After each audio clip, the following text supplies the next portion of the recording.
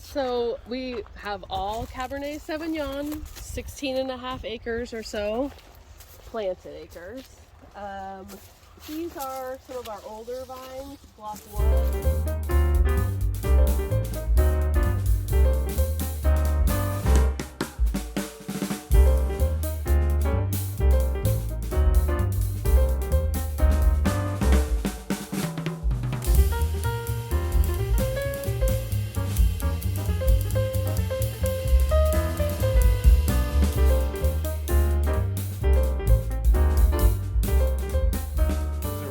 Right? These are old vines. So block 1 to the left, block 2 to the right.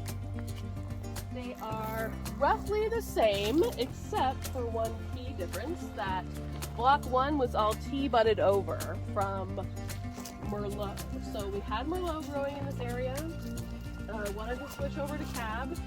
And this is kind of a practice that was more common in yesteryear than now, but they would literally cut the vine here and then graft the Cabernet on before it wise out. So that is how block 1 was created, again, from what was Merlot. And some of them still kind of are Merlot. You can tell because they have different leaves. So you'll be walking through, all of a sudden you're like, oh, this one's still Merlot. Oh, you just mix it in there, it makes a fine mix, right? I suppose. I mean, you're the one selling to growers, so yeah. I assume you know what you're doing. Here and there, they mix in Merlot, so it's fine to do it in nature. Yeah, it's rarely 100% Cab, let's be honest. I mean, yeah, seriously. And then block 2 was this was always Cab. Way. This yes, was always exactly. Cab. Same rootstock though on both. 110R is what we use here. Kind of drought resistant. Could you tell me what you mean by rootstock? So rootstock is basically what the roots are made out of. It is important to know what soil types you have. Not only maybe the actual name of your soil. We have 2 soil types here, Vale Clay Loam and Clear Lake Clay, and it's kind of like a clear delineation on the map. So once you're familiar with what your soil type is, it doesn't have to be technical, you just say, oh, it's wet all the time, or it is really rocky or sandy and the water seeps right through and we can't keep water on it. So just stuff like that would help you know what kind of rootstock would be most compatible for your area. So we had some nematode issues. So nematode is like a little organism, little bug, basically. It's a bug, yeah, okay. So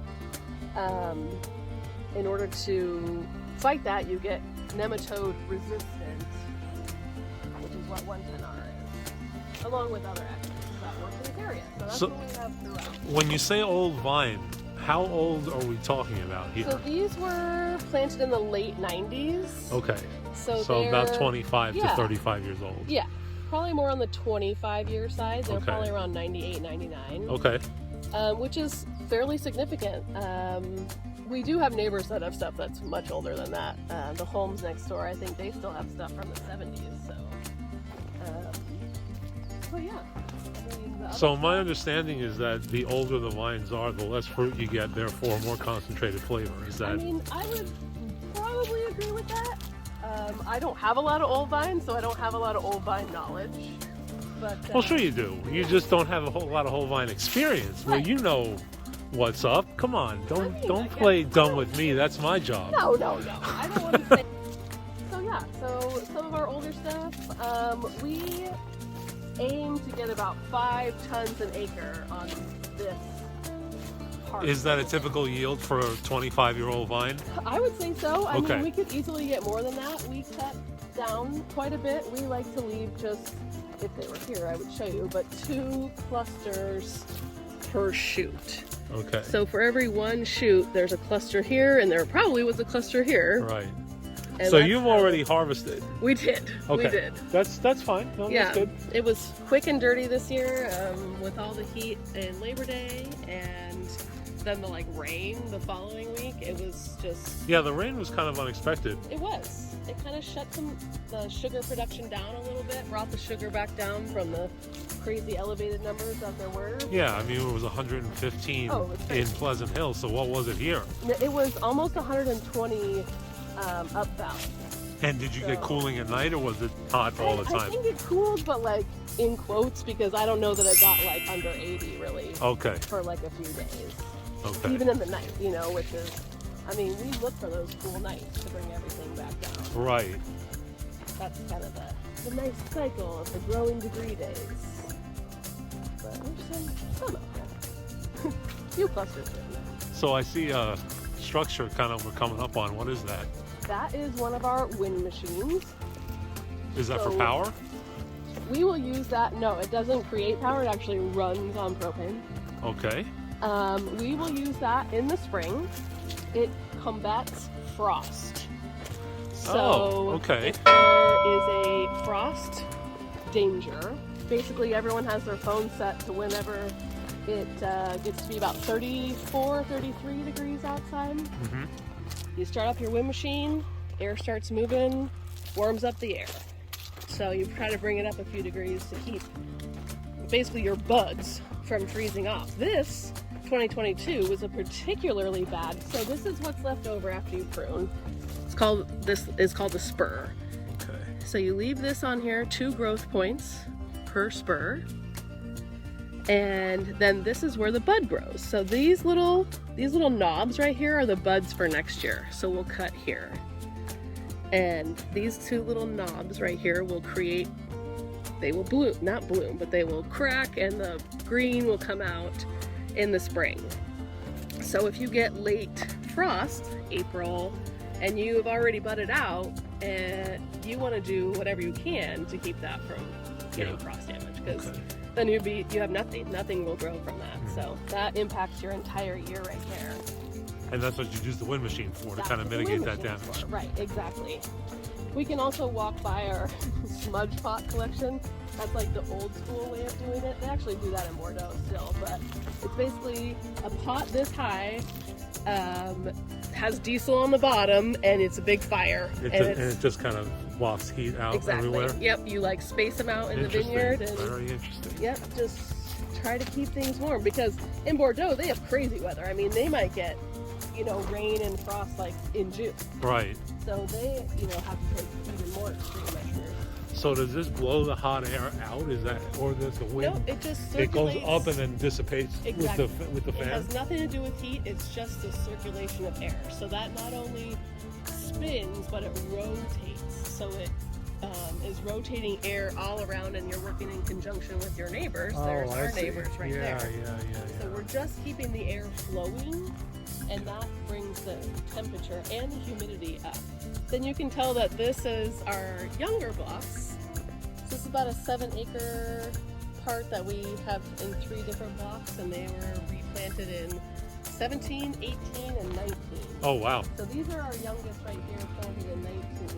Was there a motivation to do that, or did you just lose? Yes, money.